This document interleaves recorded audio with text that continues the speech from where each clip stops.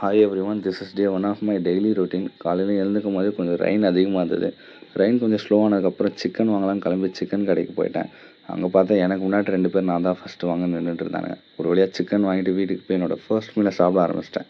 என்னோடய first meal முடிச்சுட்டு நான் மாடிக்கு போய் என்னோடய ஃபோர்ஸிங்ஸ்லாம் செக் பண்ணிகிட்டு இருந்தேன்.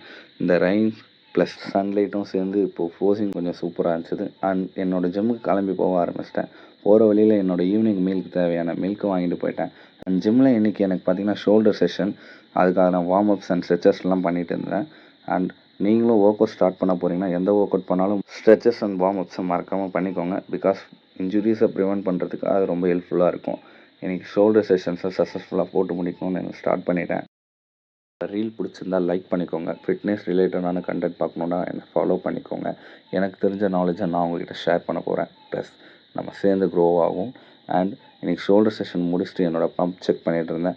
அண்ட் ஷோல்டர்ஸ் கொஞ்சம் நல்லாவே இருந்தது. அண்ட் இதுதான் இப்போ நான் இருக்கிற கண்டிஷன். என்னோடய ஃபோர்ஸிங்ஸ்லாம் லைட்டாக பண்ணிகிட்டு இருந்தேன். அண்ட் ஓவரால் பம்ப்புமே கொஞ்சம் நல்லா இருந்தது. இப்போ என்னோடய ஃபோர்ஸிங்லாம் முடிச்சுட்டு நான் என்னோடய ஒர்க் ஸ்டார்ட் பண்ண ஆரம்பிச்சிட்டேன்.